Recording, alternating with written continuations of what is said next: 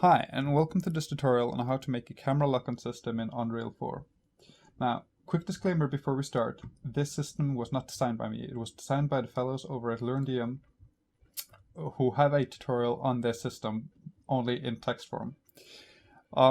My tutorial does not cover all the things that theirs does. I just picked the most parts which I found the most relevant, but if you want to know more, head over to their sites. There will be links in the description.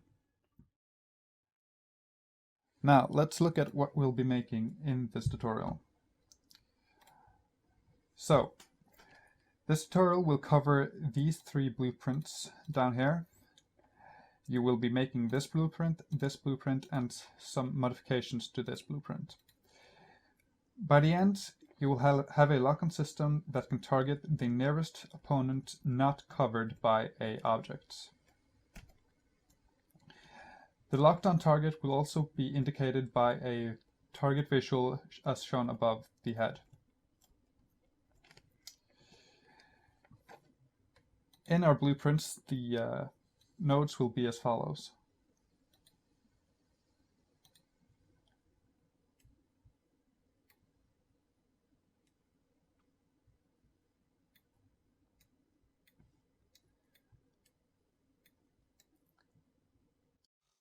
If that looks daunting, don't worry, we'll be going through how to make all of this.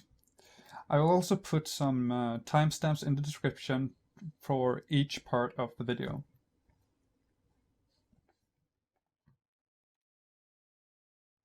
Also, I must apologize for the poor sound quality and the squeaky chair, but you're just gonna have to live with it. So, we are going to start out with a new project here, just to get a clean start. So, press on New Project. We want to select the third person option here. You can press down here to change your folder destination. I don't need to, so I won't. And you can rename your file, project name here. So I'm going to call mine tutorial. And once we've done all that, we can click here to create our project.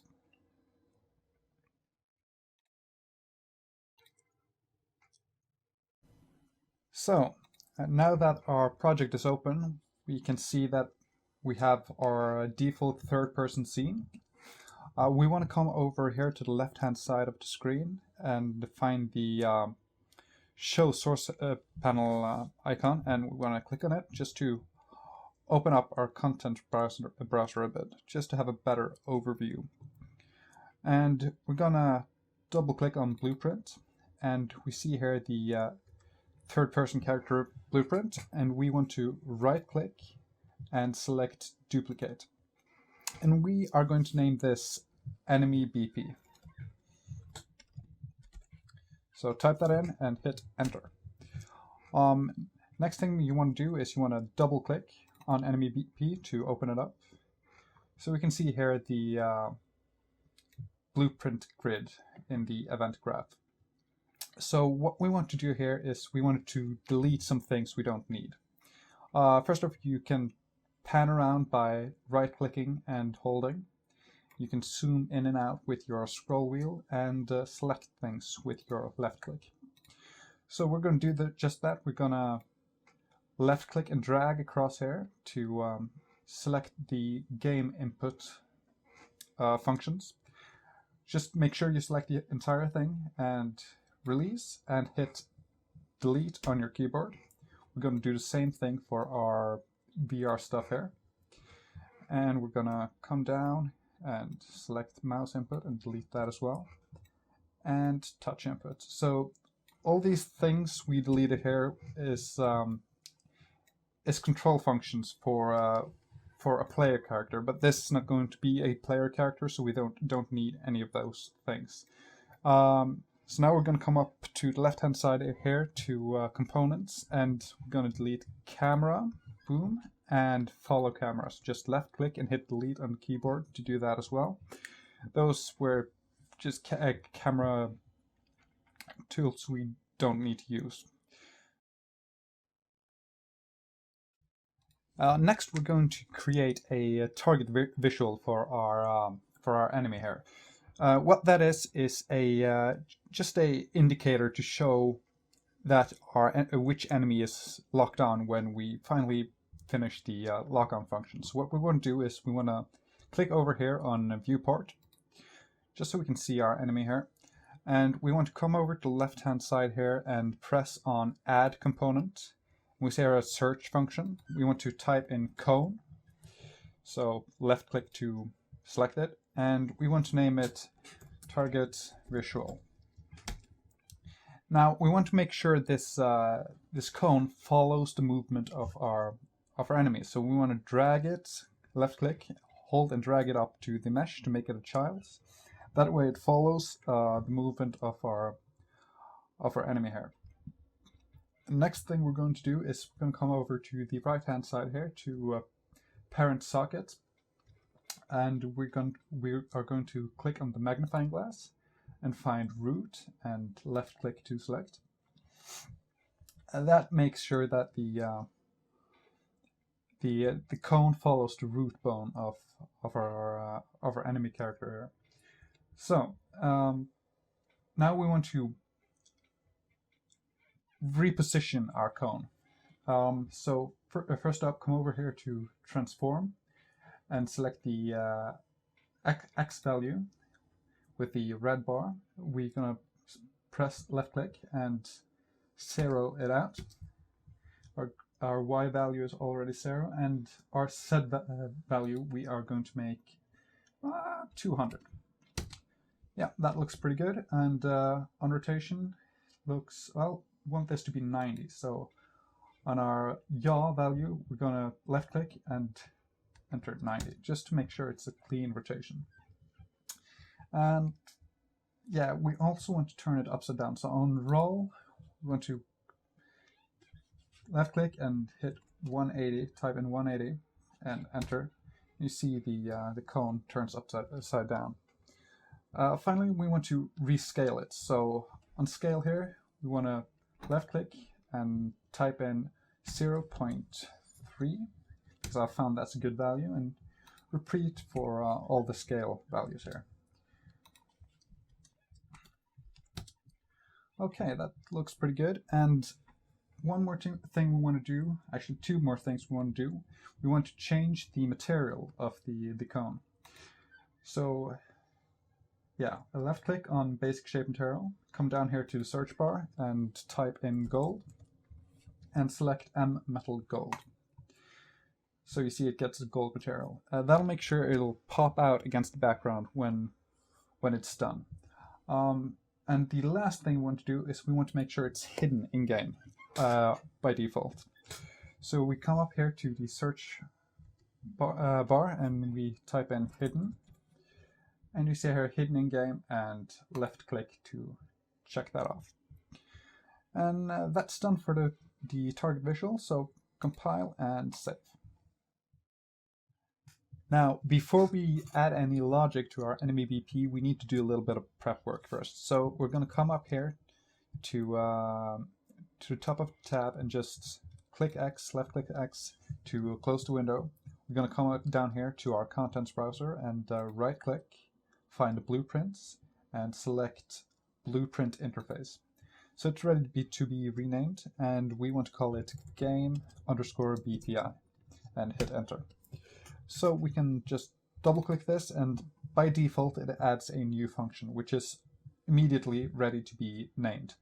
And we are going to call this target lock-on. Oops.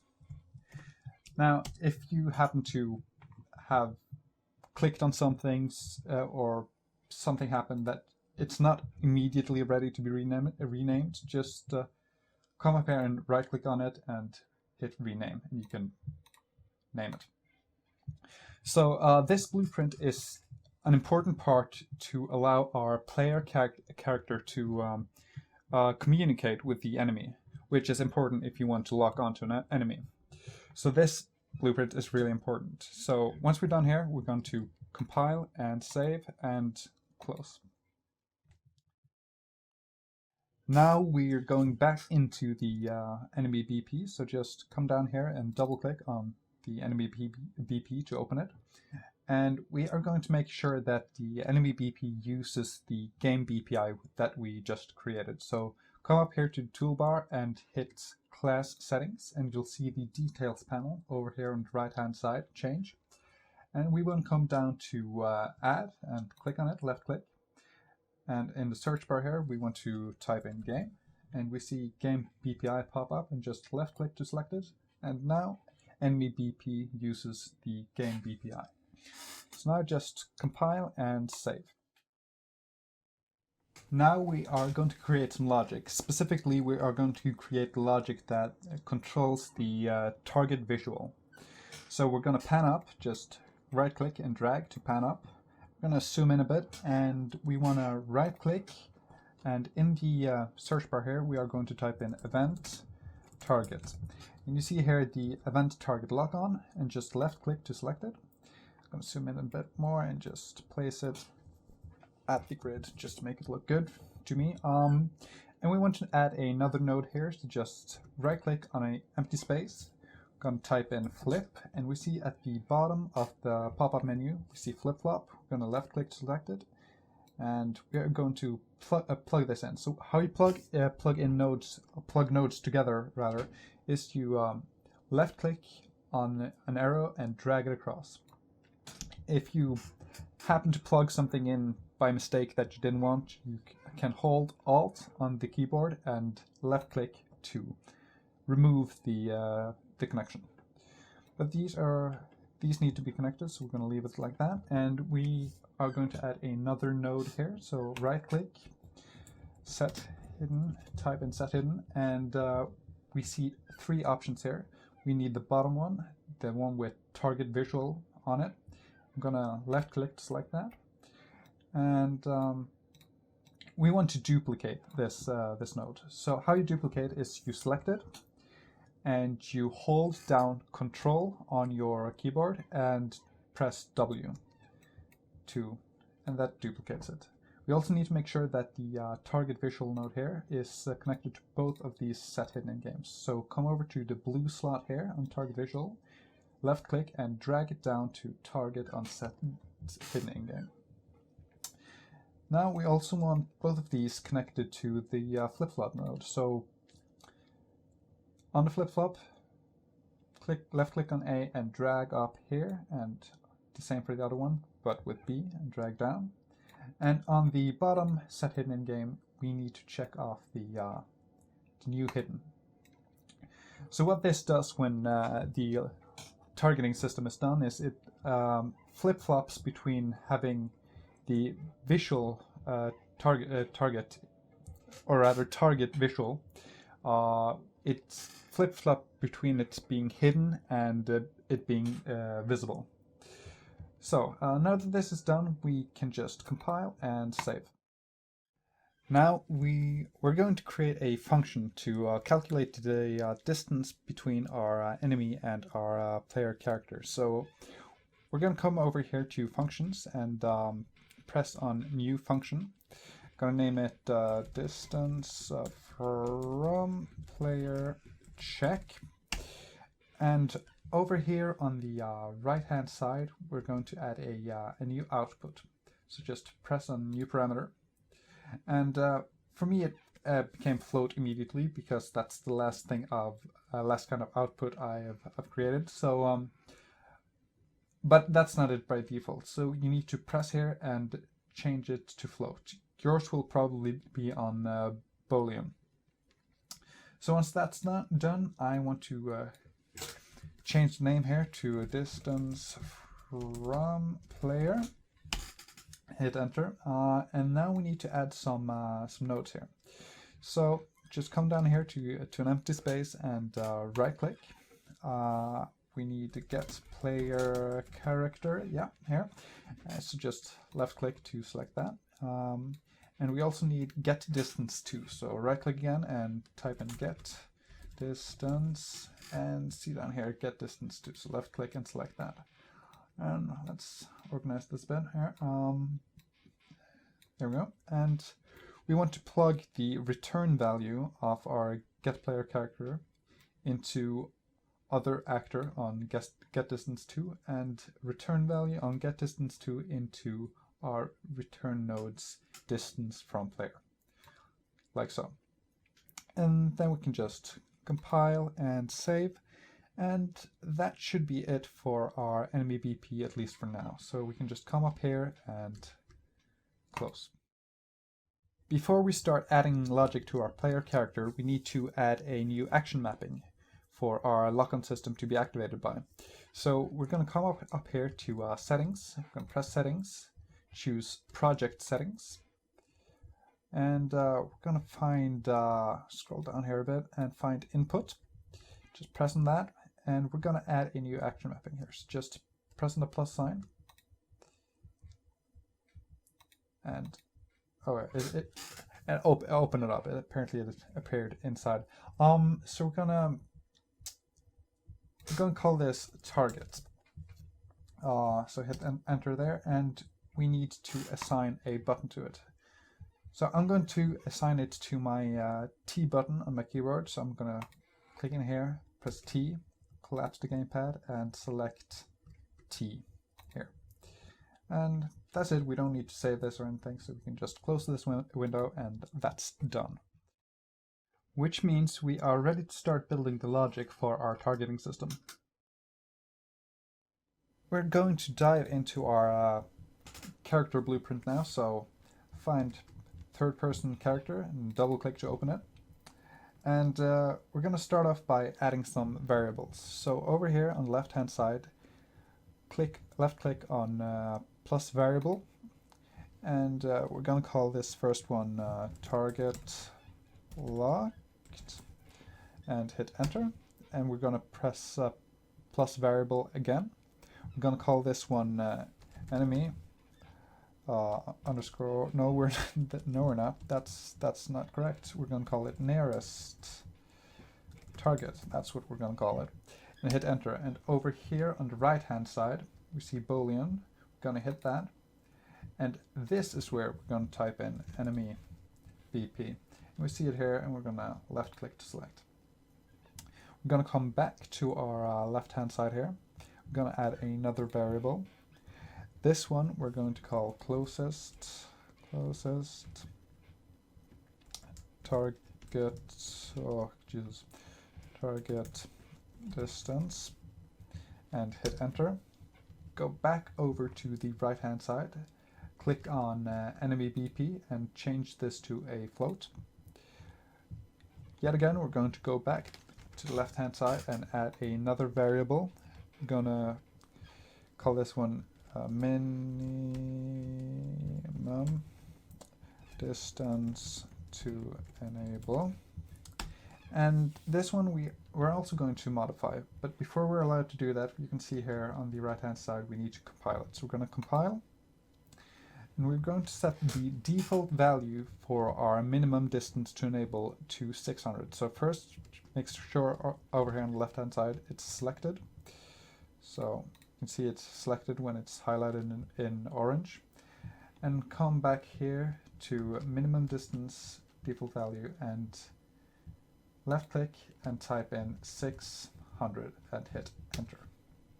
And we want to compile and save this. Now we're going to start adding some nodes. So we're going to find some empty space and start adding. So just pan down here and right click, and we want to add a event target. So type in target. If you called your action mapping something different than target, that's the name you're going to have to type in right now. But I called mine target, so I type in target. So select that with left click. And next we're going to get a set version of our closest target distance. So come over here to the left hand side. We can left click and drag this out and select set.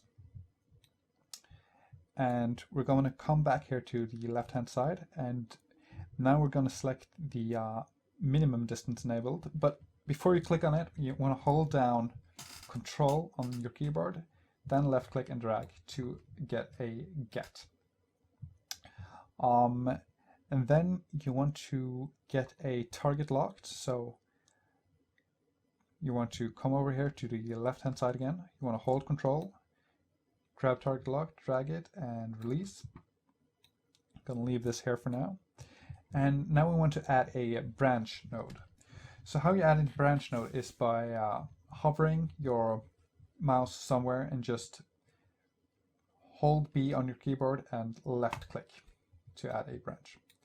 So now we're going to plug these nodes together. So we're going to plug this minimum distance enabled into set closest target distance. We're going to take this target locked and plug it into the branch here on the condition. And we want to plug this pressed into set closest target distance here, and this set closest target distance execute into our branch. Next, we're going to add a set target locked. Just pan over here and let's go back over here to variables and just left click and drag out target locked without holding control this time. And we're going to select the set option. You can just plug this into the branch immediately. And then we are going to drag off of the set target locked here. We're going to drag off, release, and this search will pop up. And we're going to type in target lock, and we'll see here target locked on message, and left click on that. And we want to drag off a get version of nearest target here. So come over here to the left hand side and hold control and drag out a nearest target. And we're going to plug this in here. And then we're going to add a gate. So over here on the grid, we're going to right click, we're going to type in gate. And you see down here, there's gate. We just left click to select that. And we're also going to add a timeline. So up here, we're going to right click again, type in timeline, and we see at the bottom here, you have the add timeline options. Just left click on that. You can just leave the name as is. And we're going to modify this timeline a bit. So just double click to enter it. And we see up here on length, we are going to change this value to 0.2. So just left click, hit 0.2 and enter. We're going to check on the autoplay and on loop. And that's good. So we can just come up here and close this window.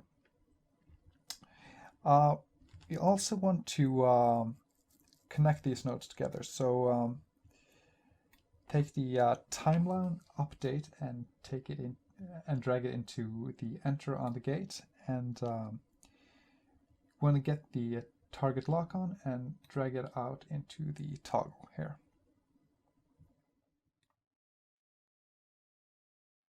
Now, this is where things start to get complicated. So first off, we're going to zoom out a bit, and we're going to come back here, and we are going to drag off of the false arrow on the branch. We're going to drag off, and we are going to search for get actor of, where is it? There it is. Get actor of class is what we want. So left click on that, and we're going to go ahead and place this way down here because we're going to need the space. We also want to change this the actor class on this to enemy BP. So just left click on this, and we're going to type in enemy. We see here enemy BP pop up. So just left click on that, and we're going to drag off of this node. We're going to drag off and release and search for each and select for each loop here. So just left click on that. Next, we're going to right click and search for line trace. So let's see, line trace for objects here. So just left click on that. Gonna come down here a bit and right click again and type in get actor location. There, get actor location. This is what we want. So left click on that. And next up, we're going to add a, actually, we're not going to add, we're going to duplicate this. So with this selected, we want to move our mouse down and hit Control W. And let's see now. We want to, first of all, we want to connect the get actor of all classes. We want to connect this to array here, and we want to connect this to our line trace for objects. But we're also going to take this array element and we're going to drag this down to our bottom get actor location and plug it into target there. We're going to take this top actor location and the return value, and we're going to plug it into the start for our line trace for objects. I'm going to take the bottom one and going to drag it into end here. Next up, we're going to make array. That's the word I'm looking for. So make array. There we go. Make array. Going to left click on that, and we're going to put this down here, and we want to click on the add pin option twice, and we're going to plug this make array into object types on our line for trace objects. So just plug that in there, and you see this now fills out with some information here, and we want to change these. So we're going to leave the first one as world static. But the second one we want to change to world dynamic, and the third one we want to change to pawn. Now we're also going to add another node here. So right click and type in break hit result. That's what we want, so just left click on that. We're going to connect this to our line trace for objects. So we have this out hit slot here, and we're going to left click and pull this down here into our break hit results. We're also going to add a branch over here, so just hold B and left click to add the branch. We're going to plug this in here. And let's see now. I feel like I'm forgetting something. Let's look at my cheat sheet here, and yes, we want to add a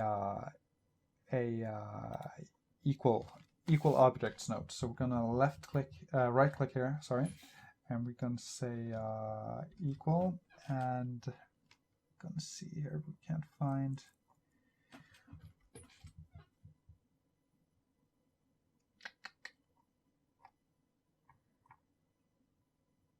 Let's not do that then. Let's go here and drag off for each loop array element and release and hit the equal sign, and we see here equal objects. Just going to place that here and go down here to our break hit results and find the hit actor slot, and we're going to drag this off here and plug it into our equal objects node. And on the red slot here, we're going to drag this off and plug it into our branch.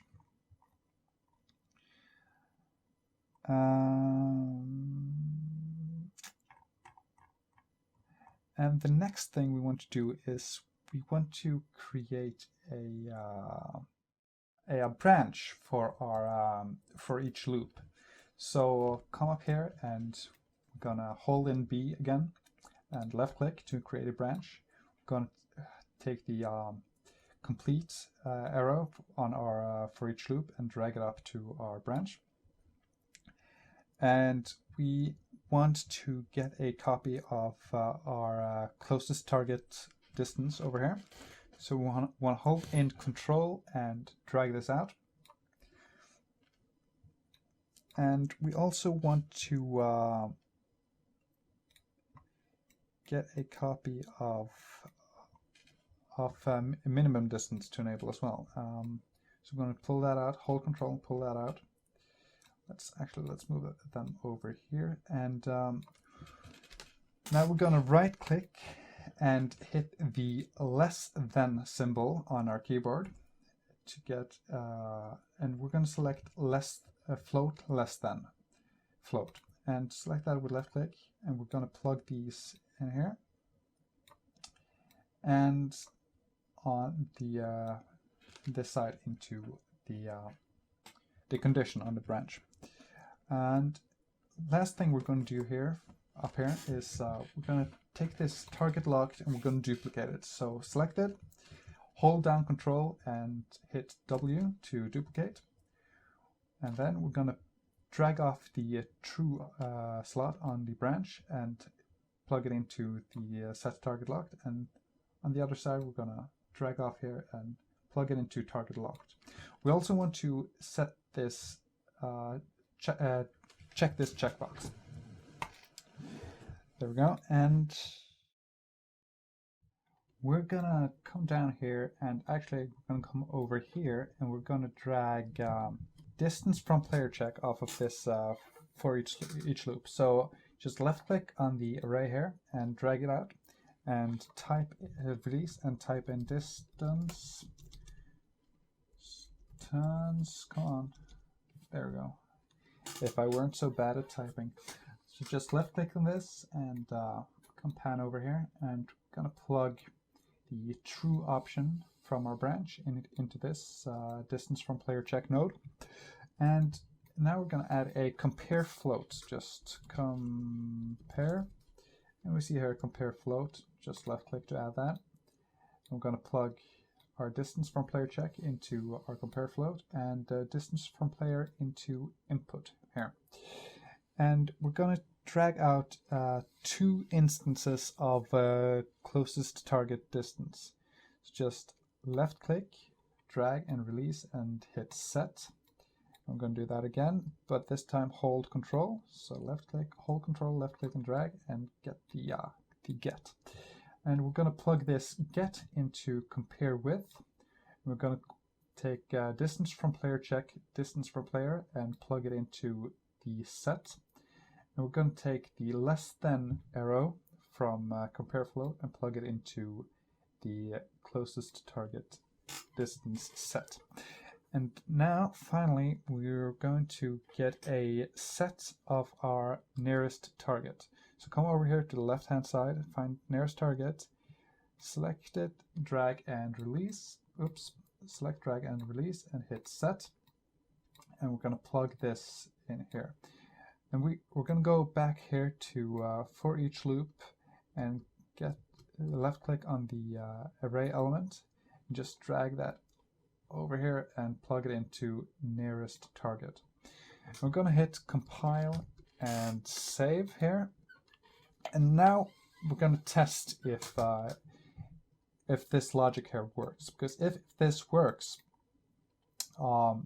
what this does is it targets the enemy. Now we don't have any camera function yet, so the camera won't respond, but if this works, the target visual on our enemy will toggle off and on. So we're going to do that. We're going to go ahead and test that. So let's close our window here. So just come up here and hit the X, and we're going to drag out a few instances of our enemy blueprint here. So just down here, left click and drag it into our scene.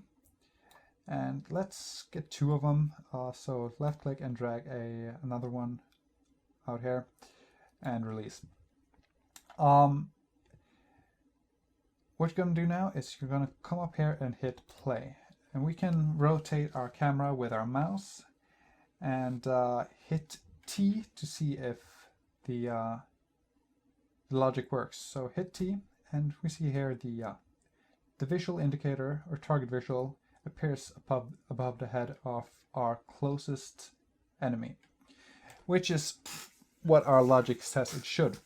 So if we move now our character with the WASD keys on our keyboard, we can move around and we can move closer to the other enemy. And if we hit T again, first of all, it'll lock off the first enemy we had locked on.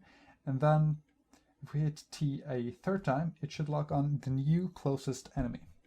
So now we can see that this logic works. So just hit escape to exit the play mode, and let's go back into our third-person character, Blueprint.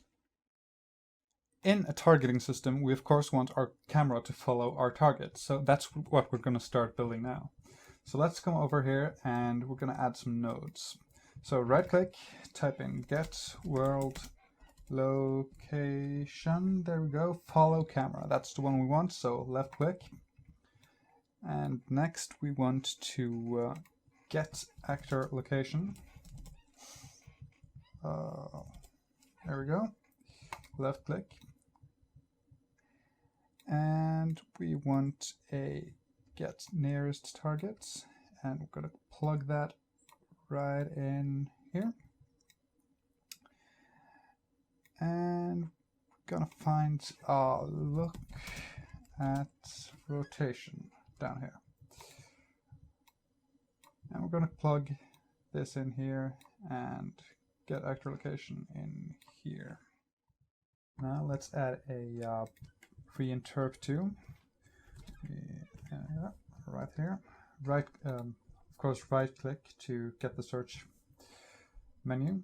We're going to plug this into targets, and we want to get a get world delta second. So right click, get world delta. There we go. Left click to select. Plug that in here, and we want to set this interp speed to 7. Now this interp speed is the interpolation between the pre-lock-on camera to the post-lock-on camera. So yeah, it controls the rate at which it transitions from position to position. Next we want to add a break rotator, and we want to copy this, so hold Control and press W, and we're gonna add a make rotator, there we go, and we're gonna plug the roll values and the pitch values together, and we're gonna get the yaw value from down here. So actually, let's clean this up a bit. It's bothering me, so there we go. And we want to get controller. There we go. Get controller. And we want a get control rotation. So drag off return value and release. And type in get control rotation. There we go. And we're going to plug that in here, and we're going to plug it down into reinterp current. And we also want a set control rotation, so we're going to drag off the get controller again, release, and type in set control, and there we go, set control rotation. And we're going to drag off the return value of make rotator into next or new rotation. Oops, I missed. And there we go. And finally, we're going to go back, all the way back to gate, and drag off exits and just pull it all the way into set control rotation. And that should be good. So let's compile and save. So now let's see if this works. So just come back up here to the tab and just close it. And we're going to press play, and if we press T now, we should see the camera start to interpolate towards our closest enemy. And that works. Now, there is one more thing we need to do, because even though the camera now looks at our enemy, we can still move the camera around, and it just tries to go back to the look at position. But we don't want that. We want it to stay there all the time and not be allowed to do this basically. So let's hit escape to exit play, and we are going to go back into the third person character and modify our, let's see, our mouse input. So let's move in here, and we're gonna expand this comment field a bit, and I think I want to just move this down a touch. And you see in my editing I've forgotten to remove the touch input, so I'll just do that here. And there we go. So what we're going to do here to start off with, we're going to add a branch. So hold B and left click, and we're going to plug the input axis turn into our branch. There we go, and out of false, we're going to plug that into add controller yaw input. And we need a copy of get target locked-on, so just come over here, hold control and drag off a instance of that and plug it into our branch. We also want a select float. So right click, type in select float, and left click to select. And we're going to set the A to 0.2 and the B to 1. And we're going to pull this off in here as well.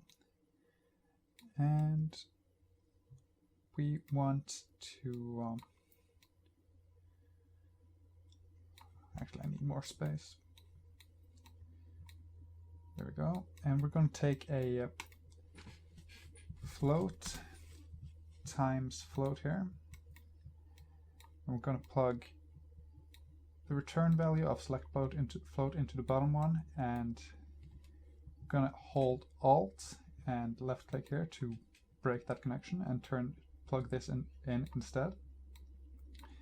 And plug the axis value of the lookup axis into the float times float. And what this does is that the branch here says that if you are locked onto your target, you cannot turn the camera. And this nifty little function here makes it so that if you are not locked on, the rotation of your camera up and down stays the same. But when you are locked on, it'll be drastically decreased. So you can still turn the camera up and down just a little bit, which is a preference thing. If you want the camera completely locked, just put a branch like this down here as well, but I like it like this. So now just compile and save, and let's exit this event graph and go back into play. Now when you hit T, you'll see that you cannot turn the camera left and right, but you have some control up and down. And that's it. We are done. Thank you for watching. I hope this was helpful, and peace out.